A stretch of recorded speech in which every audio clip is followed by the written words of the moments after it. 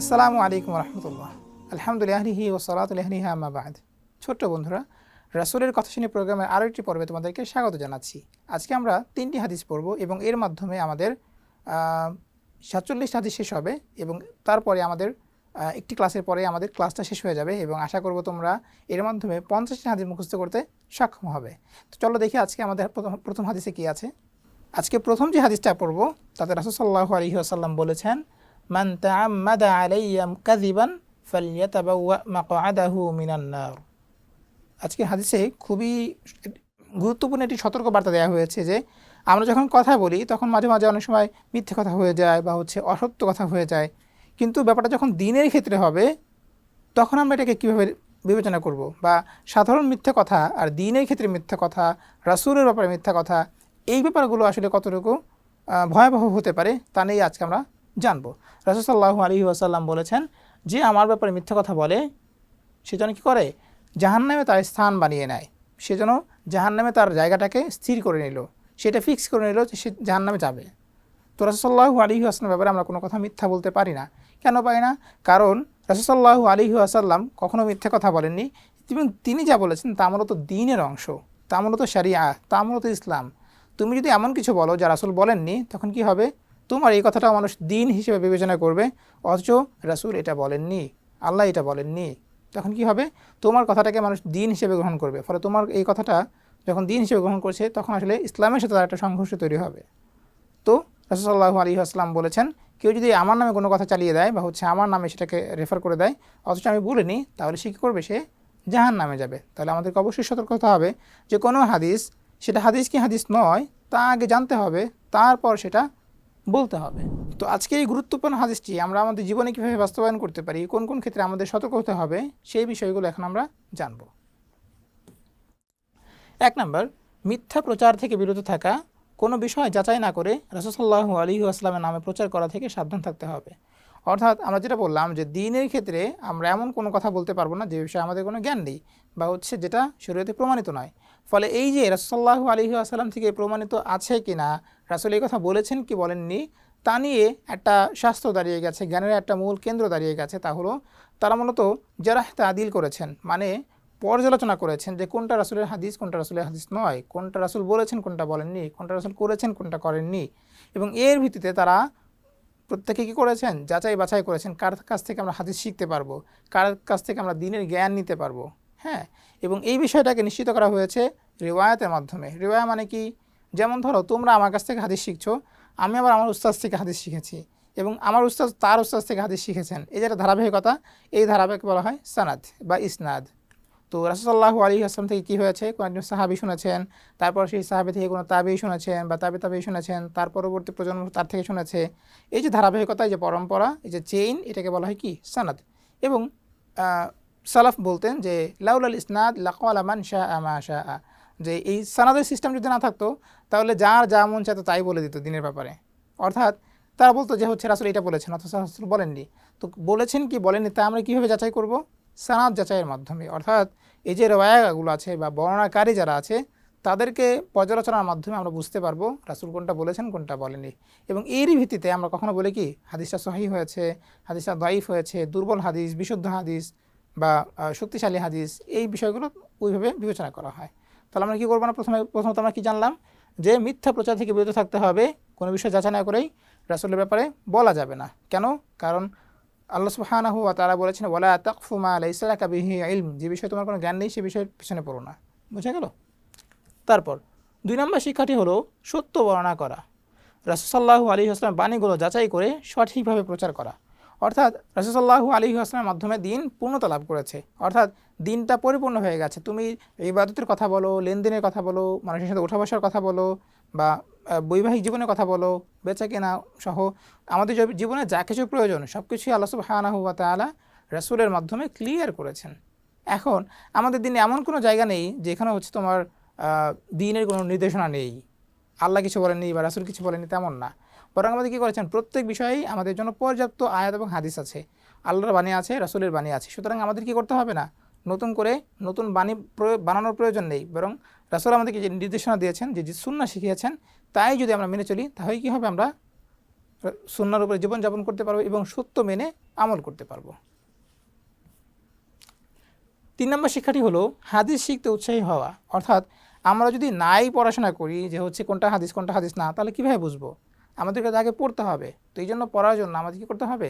হাদিস শাস্ত্র মুখস্থ করতে হবে, হাদিস মুখস্থ করতে হবে, রাসূলের শব্দ মুখস্থ করতে হবে, হাদিসকে যাচাই বাছাই করতে হবে, এবং এর মাধ্যমে কী হবে? আমাদের ইলমের উন্নতি ঘটবে।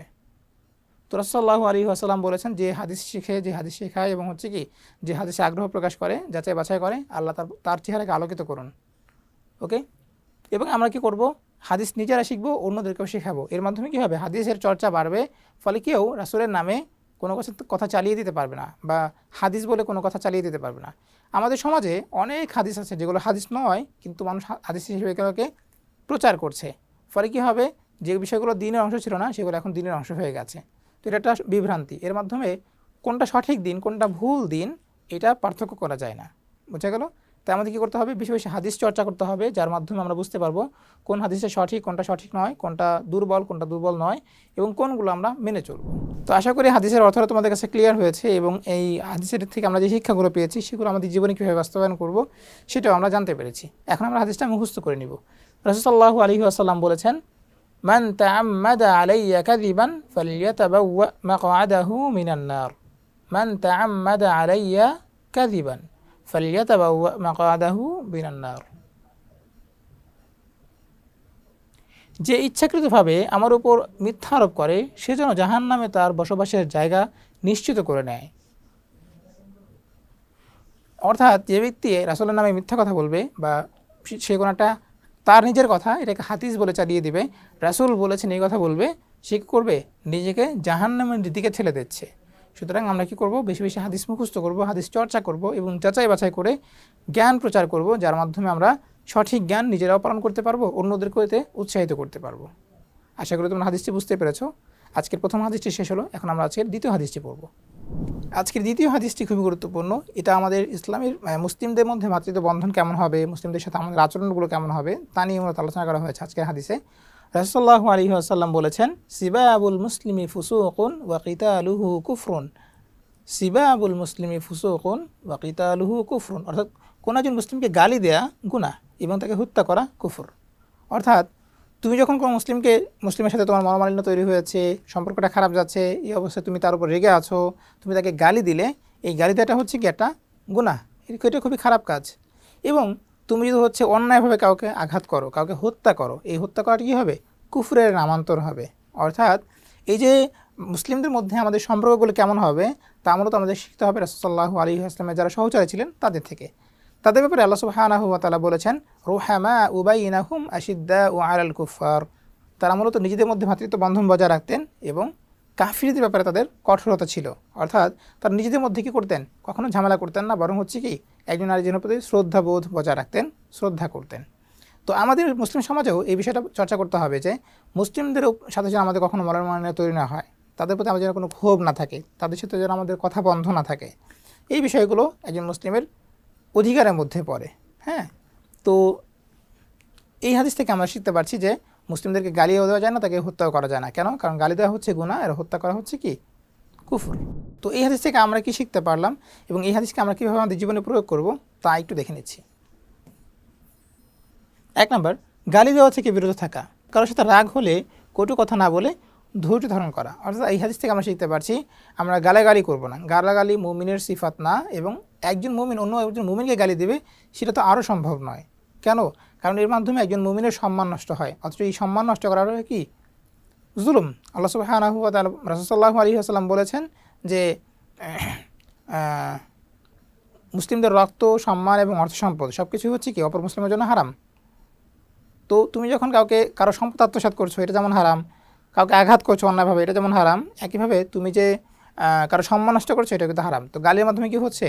একজন ব্যক্তির সম্মান নষ্ট হচ্ছে। এই সম্মান নষ্ট করার কারণে কী হবে? তুমি গুনাহগার হবে, জালিম হবে। ওকে, 2 নম্বর শিক্ষাটি হলো মুসলিমদের প্রতি সহনশীলতা। মুসলিম ভাইয়ের প্রতি সদয় হওয়া এবং তার সম্মান রক্ষা করা। অর্থাৎ একজন মুমিন, তুমি যেই কালিমা পড়ছো সেও সেই কালিমা পড়ছে, তুমি যে কিবলা অনুসরণ করছো সেও সেই কিবলা অনুসরণ করছে, তোমার নবী যিনি তার নবী তিনি। তো এই যে সব কিছুতেই আমাদের মিল আছে। দুনিয়াবি কিছু বিষয় ছোটোখাটো অসংলগ্ন তৈরি হতে পারে বা হচ্ছে অসামঞ্জস্য তৈরি হতে পারে। হাদিসের 3 নম্বর শিক্ষাটি হলো ইমানের প্রতি সচেতন থাকা। অর্থাৎ আমরা যেহেতু পড়েছি যে গুনাহের মানে কাউকে গালি দিলে সেটা গুনাহ হয় এবং কাউকে হত্যা করলে কি হয়, ইমান আশঙ্কাজনিত হয়, অর্থাৎ কুফরের দিকে নিয়ে যায়। কারণ মুমিনদেরকে হত্যা করে কারা? কাফিররা। তুমি যদি কোনো মুমিনকে হত্যা করো এর মানে হচ্ছে তুমি কাফিরের দিকে মানে কুফরের সাথে তোমার সম্পৃক্ততা তৈরি হয়ে গেল। এই জন্য নিজেদের ইমানকে রক্ষা করার জন্য আমরা কখনো মুসলিমদের প্রতি বিদ্বেষ রাখবো না, কাউকে গালি দেবো না, কাউকে হত্যা করব না। এবং আমরা যদি জানি যে হত্যার মাধ্যমে কি হয়, ইমান এবং কুফরের মধ্যে একটা সম্পর্ক তৈরি হয়ে যায়, সুতরাং নিজেদের ইমান সংরক্ষণের জন্য হলেও আমরা কাউকে কী করবো না, গালি দেবো না, হত্যা করবো না, এই সমস্ত খারাপ কাজ থেকে বিরত থাকবো। এগুলো এমনিতেই খারাপ কাজ, তারপরে যদি হয় মুসলিমদের বিপক্ষে, সেটা আরও বেশি জঘন্যতম হতে পারে। তাহলে এই হাদিস থেকে আমরা শিখলাম আমাদের ইসলামের ভ্রাতৃত্ব বজায় রাখতে গেলে কী ধরনের সম্পর্ক বজায় রাখতে হবে এবং কীভাবে নিজেদেরকে নিয়ন্ত্রণ করতে হবে, ধৈর্য ধারণ করতে হবে, যেন কোনোভাবেই মুসলিমদের বিরুদ্ধে আমরা অস্ত্র ধারণ না করি, তাদের বিরুদ্ধে রক্তপাত না ঘটাই এবং তাদেরকে হত্যা না করি। তো আজকের এই গুরুত্বপূর্ণ হাদিসটি আমরা অর্থটা আলোচনা করলাম, আশা করি তোমরা বুঝতে পেরেছ। এখন আমরা এটা মুখস্থ করে নিব। রাসূলুল্লাহ সাল্লাল্লাহু আলাইহি ওয়াসাল্লাম বলেছেন, সিবাবুল মুসলিমি ফুসুকুন ওয়া কিতালুহু কুফরুন। আমি সহজ করে ছোট ছোট করে বলি, সিবাবুল মুসলিমি ফুসুকুন ওয়া কিতালুহু কুফরুন। একজন মুসলিমকে গালি দেয়া গুনাহ এবং তাকে হত্যা করা কুফর। একজন মুসলিমকে গালি দেয়া গুনাহ এবং তাকে হত্যা করা কুফর। অর্থাৎ কাউকে গালি দেওয়া তো স্বাভাবিক অর্থে গুনাহ। এর মাধ্যমে কি হয়, মানুষের সম্মান নষ্ট হয়, আর সম্মান নষ্ট হওয়ার কারণে কি হয়, তার উপরে জুলুম হয়ে যায়। অর্থাৎ সাল্লাল্লাহু আলাইহি ওয়াসাল্লাম বলেছেন, যেমন ধরো কারো অর্থ সম্পদ তুমি জোর করে নিয়ে নিলে, এটি কি হবে, অপরাধ হবে। তুমি কাউকে অন্যায়ভাবে আঘাত করলে, কাউকে হত্যা করলে, এটি কি হবে, হারাম হবে, অন্যায় হবে। একইভাবে তুমি যে কারো সম্মান নষ্ট করছো, সেটা কি হবে, খারাপ কাজ হবে এবং জুলুম বলে গণ্য হবে।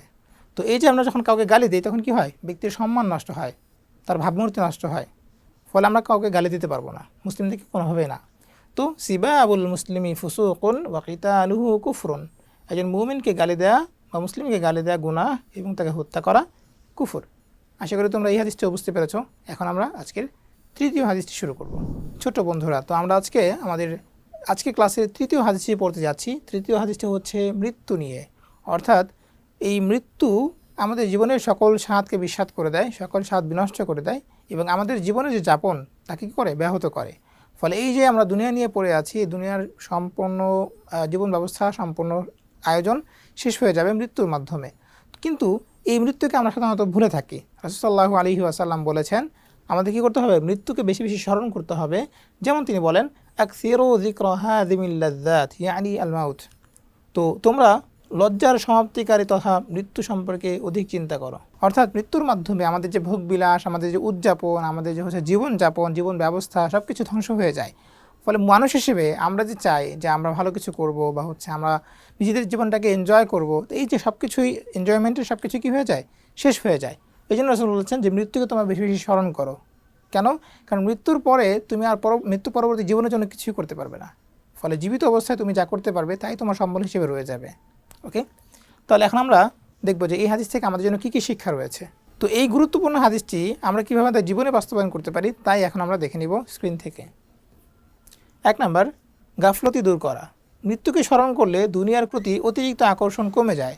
অর্থাৎ তুমি যদি জানো যে হচ্ছে মৃত্যু হচ্ছে তোমার এই দুনিয়ার স্বাদটাকে ভুলিয়ে দেবে, তখন তুমি কী হবে, মৃত্যু পরবর্তী জীবনের জন্য প্রস্তুত হতে পারবে। ফলে এখন আমাদের অবহেলায় যে সময় কেটে যায়, আল্লাহ সুবহানাহু ওয়া তাআলা সম্পর্কে আমরা বেখবর থাকি, মসজিদে আজান হচ্ছে আমরা সালাতে যাই না, এই যে ব্যাপারগুলো ঘটে, তখন মৃত্যু আমাদের কী করবে, রিমাইন্ডার হিসেবে কাজ করবে যে আমাদের মৃত্যু পরবর্তী জীবনের জন্য প্রস্তুত হতে হবে। 2 নাম্বার, পাপ থেকে দূরে থাকা। মৃত্যুর কথা মনে করলে মানুষ পাপ কাজ থেকে বিরত থাকে। এই জন্যই রাসূলুল্লাহ সাল্লাল্লাহু আলাইহি ওয়াসাল্লাম কবর জিয়ারত করতে বলেছেন। কবর জিয়ারত করলে কী হয়, তুমি যখন কবর দেখবে তোমার ভেতরে একটা চিন্তাগত পরিবর্তন হবে যে এই কবরে যারা শুয়ে আছে তারা কিছু করতে পারছে না, তাদের এখন শাস্তি হচ্ছে কিনা তুমি জানো না। তো এই যে মানুষ দেখলে বা হচ্ছে অসহায় মানুষ দেখলে যে আমাদের খারাপ লাগে, তুমি যদি হসপিটালে যাও দেখবা যে ওইখানে কী আছে, অনেক অসহায় মানুষ পড়ে আছে, অসুস্থ মানুষ পড়ে আছে, যাদের হচ্ছে কি হাত পা কাটা অথবা হচ্ছে কি কেউ কথা বলতে পারছে না, প্যারালাইজড হয়ে পড়ে আছে। তো তখন কি হবে, তোমার ভিতরে একটা অনুভূতি তৈরি হয় যে আল্লাহ আমাকে কত ভালো রেখেছেন, তাই না? একইভাবে আমরা যদি মৃত্যুকে বেশি বেশি স্মরণ করি তাহলে গুনাহের সময় আমাদের মনে হবে যে এই অবস্থায় যদি আমার মৃত্যু হয়ে যায়, আল্লাহর সামনে আমি কীভাবে দাঁড়াবো, আল্লাহকে আমি কীভাবে মুখ দেখাবো, তাই না? এই জন্য আমাদের যা করতে হবে তা হলো মৃত্যুকে বেশি বেশি স্মরণ করতে হবে, যার মাধ্যমে আমরা পাপ কাজ থেকে বিরত থাকতে পারবো। 3 নম্বর শিক্ষাটি হলো আখিরাতের জন্য প্রস্তুতি। অর্থাৎ মৃত্যু আমাদের আখিরাতের জন্য বেশি আমল করতে উদ্বুদ্ধ করে। ফলে তুমি যখন মৃত্যুকে স্মরণ করছো, এটা তোমার জন্য একটা রিমাইন্ডার হিসেবে কাজ করছে। ফলে তুমি পরবর্তী জীবনটাকে গোছানোর জন্য প্রস্তুত হয়ে যাবে যে আমার পরকালে কী হবে, আমি যদি মিথ্যা কথা বলে আমাকে শাস্তি দেওয়া হবে। ফলে মৃত্যু তোমাকে মিথ্যা বলা থেকে বিরত রাখছে। তুমি যদি জানো যে হচ্ছে মৃত্যুর পরে আমার জিনার জন্য, পাপাচারের জন্য কী করা হবে, শাস্তি দেওয়া হবে, ফলে মৃত্যু তোমাকে এই পাপাচার থেকেও বিরত রাখতে পারবে। তো এই হচ্ছে আমাদের হাদিসের শিক্ষা যে মৃত্যু পরবর্তী জীবনকে আরও যেন সুসজ্জিত করতে পারি, সেজন্য মৃত্যুকে বেশি বেশি স্মরণ করা এবং এর মাধ্যমে আমাদের জীবনটাকে আরও বেশি রাঙিয়ে তোলা, আমলের মাধ্যমে, ইবাদতের মাধ্যমে, আল্লাহ সন্তুষ্ট অর্জনের প্রচেষ্টার মাধ্যমে। তো আরও একবার আমরা হাদিসটা মুখস্থ করবো, দেন আমাদের আজকের ক্লাসটি শেষ হয়ে যাবে। রাসূলুল্লাহ আলাইহি ওয়াসাল্লাম বলেছেন, আকসিরু যিকরা হাদিমিল লাযযাত, অর্থাৎ তোমরা স্বাদ হরণকারী তথা মৃত্যু সম্পর্কে অধিক চিন্তা করো বা বেশি বেশি মৃত্যুকে স্মরণ করো। আকসিরু যিকরা হাদিমিল লাযযাত, আকসিরু যিকরা হাদিমিল লাযযাত, অর্থ তোমরা কী করো, মৃত্যুকে, স্বাদ বিনষ্টকারী বা স্বাদ হরণকারী মৃত্যুকে বেশি বেশি স্মরণ করো। আজকের ক্লাসে আমরা 3টি হাদিস পড়েছি এবং এই 3টে হাদিস তোমরা ভালোভাবে মুখস্থ করে নিবে, পাশাপাশি এই হাদিসগুলোর উপরে আমল করবে এবং ওয়েবসাইটে যে আমাদের হোমওয়ার্ক দেওয়া আছে বা হচ্ছে এক্সারসাইজ দেওয়া আছে, অনুশীলনে দেওয়া আছে, সেগুলো তোমরা পূরণ করবে, যাতে করে হাদিসের শিক্ষাটা তোমাদের জীবনে ধারণ করতে পারো এবং হাদিসের শিক্ষাটা বুঝতে পেরেছো না কিনা সঠিকভাবে সেটাও যাচাই করে নিতে পারো। আর মাত্র একটি ক্লাসের পরেই আমাদের ক্লাসটি শেষ হয়ে যাবে। তো আশা করছি অবশ্যই তোমরা বিগত হাদিসগুলো ভালোভাবে মুখস্থ করে নেবে এবং নেক্সট ক্লাসের জন্য প্রস্তুত হয়ে আসবে। আসসালামু আলাইকুম রহমতুল্লাহ।